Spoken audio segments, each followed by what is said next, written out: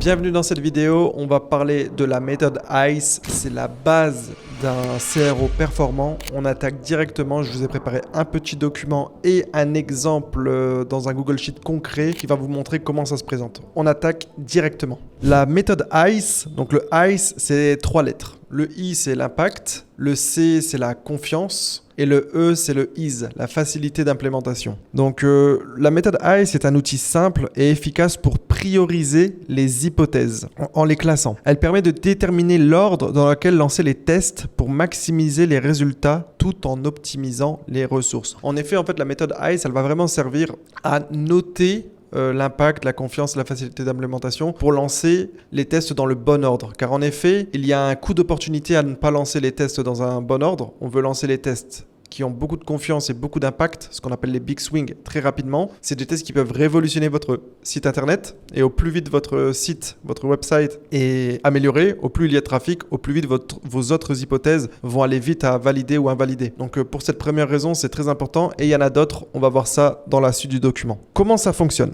Donc, la méthode ICE, elle repose sur l'évaluation de 3 critères. Donc, l'impact. Finalement, c'est quoi l'impact ? C'est quel sera l'effet potentiel de cette hypothèse si elle est validée ? Le gain de performance, de revenus, de taux de conversion. Le C, c'est la confiance. Quel est votre degré de certitude que cette hypothèse produira l'impact attendu ? C'est très important parce qu'on peut avoir des big swings où on est très peu confiant.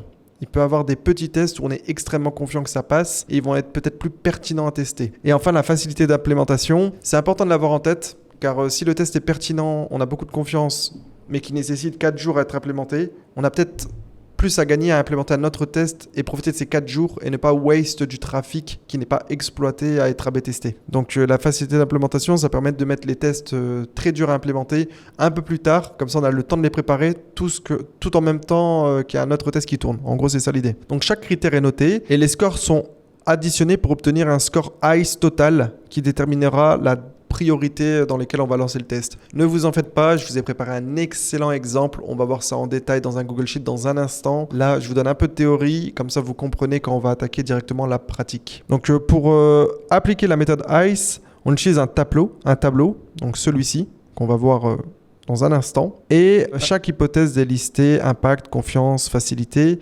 Et le score total est additionné et ça va nous donner finalement l'ordre dans lequel on va tester. Donc on va aller sur le Google Sheet. Avant, j'aimerais bien parler peut-être de la pondération. Moi, personnellement, j'ai décidé de mettre l'impact à 10. C'est pas une science exacte. Des fois, je fais 5, 5, 3. Des fois, je fais 10, 6, 4. Enfin, écoutez, il n'y a pas de science exacte. Moi, dans le monde du dropshipping, je préfère prioriser l'impact parce qu'un big swing, ça change un business. Donc, j'aime bien mettre l'impact à 10 sur un total de 20 car c'est le plus important.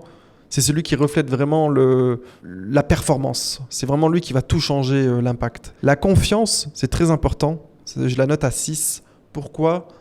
Parce que avoir un test impact 10 mais avec une confiance très faible, c'est pas si intéressant. Nous, on cherche des tests qui ont beaucoup d'impact avec une confiance assez bonne. Donc, c'est pour ça que je l'ai mis à 6 devant la facilité d'implémentation, car certes, c'est important, mais je préfère mettre en avant l'impact et la confiance que la facilité d'implémentation, la ease, dans le sens où on bosse, on peut implémenter. Quand c'est très compliqué, on peut le retarder d'un test ou deux avec une note plus faible, mais il n'y a pas de raison de le mettre trop en avant. S'il faut l'implémenter pour avoir du résultat, si on est confiant, on y va. Donc, ce qui nous donne un score sur 20, 10, 6, 4, et ça se présente de cette manière-là. Donc, on a dans la première colonne les hypothèses. Donc, une hypothèse, ça peut être, par exemple, augmenter le prix de $10. Donc ça peut être une hypothèse. J'augmente le prix de $10, qu'est-ce qui se passe ? Quels sont les résultats attendus ? On va rédiger pour avoir un peu de feedback. Le but, c'est de revenir en arrière et comprendre ce qu'on a posé. Notre produit a une bonne valeur perçue. Le CVR peut ne quasiment pas bouger, mais l'impact sur le profit par visiteur serait énorme. Parce que si le CVR ne bouge quasiment pas, mais que derrière, on arrive à aller chercher plus $10 d'AOV, finalement, ça va exploser le profit par visiteur. C'est relativement logique. Après, peut-être qu'on va se retrouver dans un mouchoir de poche où le CVR baisse pas mal, l'AOV baisse beaucoup, l'AOV monte beaucoup, et on se retrouve avec un profit par visiteur assez similaire. Moins de ventes, plus de profit par vente. on se retrouve à peu près pareil. Donc là, ça va dépendre de plein de choses. La valeur perçue, ça va dépendre d'énormément de choses. Donc en quelque sorte, c'est pour ça qu'il faut challenger les hypothèses. Donc là, l'impact que ça peut avoir, je suis relativement... 10$, c'est game changer. L'idée paraît cohérente avec le site. Donc on pourrait mettre un impact de 8. La confiance, voilà, je suis assez confiant. Comme j'ai dit, ma valeur perçue est plutôt bonne. Je vais mettre 4 et très facile à implémenter. Ce qui va me donner en fait un total de 16, ce qui est un test très intéressant. Bien évidemment, on va pas faire ça aussi rapidement, aussi subjectivement. On va se baser sur les résultats passés, sur notre expérience. On va analyser en profondeur selon les sites. C'est pas aussi simple que ça en a l'air. Et l'impact sur les autres hypothèses, ça c'est très important. C'est souvent sous-estimé. En fait, il y a certains tests qui vont venir changer tout le site. Et en fait, il faut commencer par ces tests-là. Car en fait, finalement, un test qui change tout va venir écraser les tests précédents. Donc là, c'est pas le cas. On va juste augmenter de 10$. Mais si on fait par exemple un test de bundle, de pré-purchase pop-up, eh ben, c'est des tests qui peuvent avoir beaucoup d'impact et qu'il faut tester assez rapidement parce que ça va ensuite changer notre idée de faire les bumps, nos idées de after purchase. Ça va remettre en question les prix parce que si on vend un 1+1, on va plus challenger le prix à l'unité avec plus ou moins 10. Donc vous voyez, c'est très important en fait de réfléchir, est-ce que ce test, s'il passe et si je le lance, est-ce qu'il remet en question tout le reste parce qu'il est tellement différent. Là, c'est pas le cas, c'est que plus 10$. Donc là, on va mettre l'impact sur les autres tests low. Et ensuite, le statut, est-ce que c'était validé, non validé, est-ce que c'est en cours ou pas testé. Moi, je vais mettre que ça n'a pas été testé encore. Et lorsque c'est testé, on met une analyse. Comme ça, en fait, ça va nous permettre, dans les brainstorms avec les équipes, de réfléchir à qu'est-ce qu'on pourrait implémenter par la suite, basé sur notre data passée. Donc là, si on fait une deuxième ligne, l'hypothèse, ça serait de modifier l'offre par un 1+1 et augmenter le prix de 10$. Là, pour le coup, on serait sur un impact 10. On modifie l'offre drastiquement. Tous les concurrents ont cette offre-là. Je suis relativement confiant. Sur 6, je peux mettre 5, voire même... on va pas mettre 6, ça paraît énorme pour un changement d'offre. Facilité d'implémentation relativement très simple. Et là, on est sur une note qui passe à 19. Donc, c'est un test qu'il faut implémenter rapidement. L'impact, la confiance et la facilité d'implémentation nous font croire qu'il faut le lancer très, très vite. Quel serait le résultat attendu? Explosion du CVR de par la valeur perçue. Offre cohérente avec le produit. Donc par exemple, il y a des produits qui vont pas s'y prêter avec cette offre-là. C'est moins logique, même si des fois la logique, faut faire attention en CRO.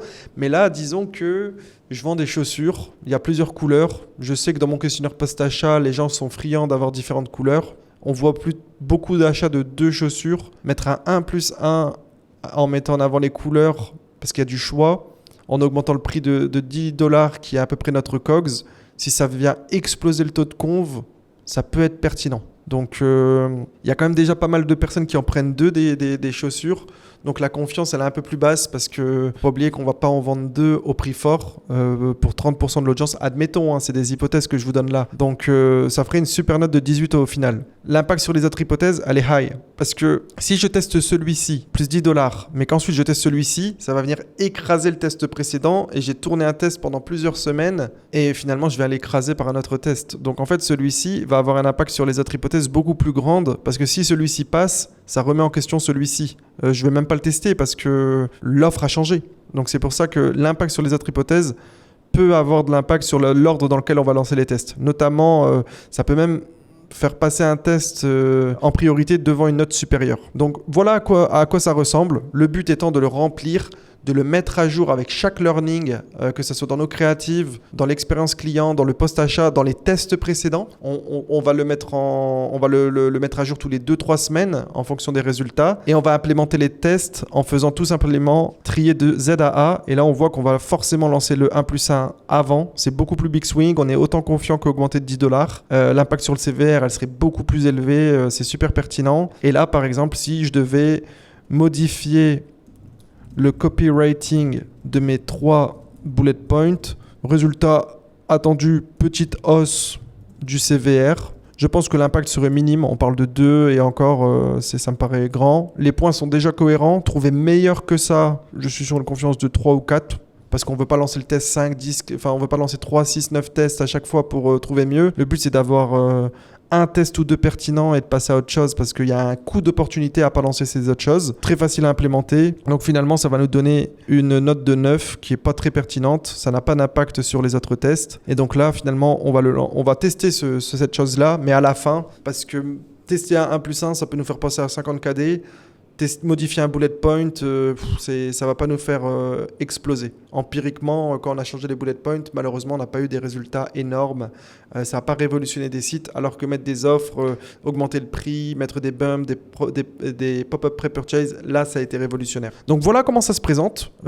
C'est aussi simple que ça. Le but, c'est vraiment de faire un vrai travail de réflexion plus que de complexité pratique. On va finir sur ce point, c'est le risque de ne pas utiliser la méthode ICE. Parce que moi, je vous explique pourquoi il faut l'utiliser, mais quel est le risque de ne pas l'utiliser? Le risque, c'est de ne pas lancer les big swings à fort indice de confiance plus tôt, qui peuvent révolutionner votre business et accélérer les tests, car beaucoup plus de trafic une fois que le test a été validé. En effet, vous avez peut-être un big swing confiant qui attend que ça d'être implémenté, qui va vous augmenter votre profit par visiteur de 20, 30, 40%. Ça va révolutionner votre business. Vous allez scaler vos ads créatives, vos créatives break-even vont passer winners. Et cette hausse du trafic va avoir de l'impact sur tous vos autres tests futurs. Vous allez les valider beaucoup plus vite parce que vous faites 50, 100, 200 ventes en plus par jour. Dans ces conditions, vous avez tout intérêt à mettre ces tests-là en priorité. Il faut les analyser pour les mettre en priorité. Parce qu'en fait, ça va vous donner de la vitesse d'exécution, de la vélocité dans vos tests. Et c'est très important. Parce que quelqu'un qui teste 12 choses dans l'année versus quelqu'un qui en teste 40, même s'il réfléchit bien, je peux vous promettre que sur 40 tests, il y a beaucoup plus de chances qu'il y a plus de tests validés que dans 12. Alors si le travail de réflexion est fait de la même manière, à la fin de l'année, il y en a un qui va scale à 150-200K des Q4, pendant que l'autre va bloquer à 20-30K day à cause des CPA, de l'augmentation des COGS de par l'agent, etc. Ensuite, vous pouvez perdre votre ressource trafic. En effet, le trafic est une ressource, c'est une monnaie, c'est une devise. Vous devez la considérer comme telle. Et si vous l'utilisez cette ressource dans des A/B tests à faible impact pendant votre momentum, et ben quand ça va être un peu plus dur, ça s'annonce compliqué pour vous. Parce que vous n'avez pas augmenté votre profit par visiteur, vous ne serez pas capable d'augmenter votre ROAS ou d'avoir des CPA plus élevés de par votre site internet et son système de cross-sell, de bump, d'after purchase, son taux de conversion.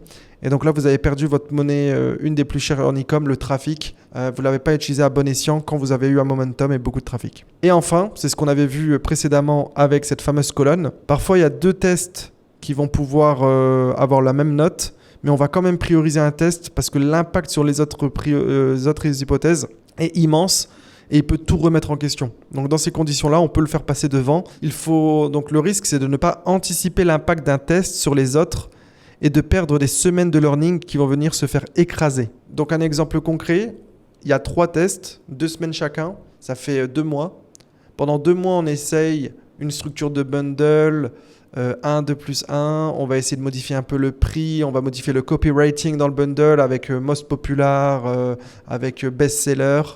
On n'a eu pas beaucoup d'impact et derrière on teste une offre 1+1, elle est meilleure et on vient écraser tous nos tests précédents à faible impact où on faisait des petits tests de copywriting peu significatifs. Donc à ce moment-là, on a écrasé nos 2 mois de test par un test qui était évident, qui pouvait remplacer tous les tests précédents s'il passait. Donc on avait plus intérêt à le tester, le valider ou l'invalider et ensuite de faire l'effet entonnoir où quand on a validé les offres ou le bundle, on vient tester le copywriting et le prix dans ces offres et ce bundle. Et pareil pour le copy, pareil pour les bumps, pareil pour les pre-purchase, réfléchir à quel est l'impact de ce test sur les autres tests. S'il est élevé, est-ce que je ne dois pas le prioriser parce que tout ce que je fais là, ça va peut-être être écrasé si jamais ce test-là passe. Voilà un peu la réflexion. J'espère que ça a été clair. J'ai mis un exemple. Si vous ajoutez des bumps en A/B test dans votre carte, mais que vous avez vu que tous vos concurrents tournent avec un bouton ajout au panier qui va directement dans le checkout. Si vous vous amusez à tester des bumps qui ne sont pas forcément cohérents parce que vous n'avez pas des super idées de produits complémentaires, vous allez tester ça 2 semaines, 3 semaines, 4 semaines. Vous trouvez un truc peut-être même meilleur, mais qu'ensuite vous testez le bouton ajout au panier qui va directement au checkout et vous faites plus 10%. Est-ce que finalement, vous n'avez pas perdu 3 semaines à tester les bumps? Vous aurez pu essayer d'abord le checkout. Si ça passe, on oublie les bumps. Si ça passe pas, on teste les bumps. Et là, vous allez gagner du temps. Et en A/B test, en CRO, l'accumulation des semaines font des mois. Et les mois, ça fait beaucoup de tests. Et les beaucoup de tests font des winners. Et les winners font du profit par visiteur. Et c'est comme ça qu'on snowball. J'espère que cette vidéo t'a plu. Cette fois-ci, on a parlé de CRO et pas de créative. Nous, dans notre agence, on fait les deux, CRO et créative. On a eu énormément de succès ces derniers temps grâce à ces deux leviers. Si tu es intéressé, n'hésite pas à prendre un call, juste pour discuter, échanger. Il faut faire minimum 200-300 cas months pour prendre ce call. L'idée étant pas forcément de travailler ensemble, mais déjà se découvrir et voir s'il y a un potentiel potentiellement si on peut travailler ensemble dans le futur, car actuellement on est full. En tout cas, je suis toujours ouvert à discuter avec des super e-commerçants. Et si cette vidéo t'a plu, n'hésite pas à envoyer un message en dessous dans les commentaires. Ça me fait toujours plaisir, je les lis tous et encore plus quand ils sont constructifs. Alors dis-moi si tu as aimé la méthode ICE en commentaire et on se retrouve dans une autre vidéo qui arrive chaque mercredi. Ciao, ciao!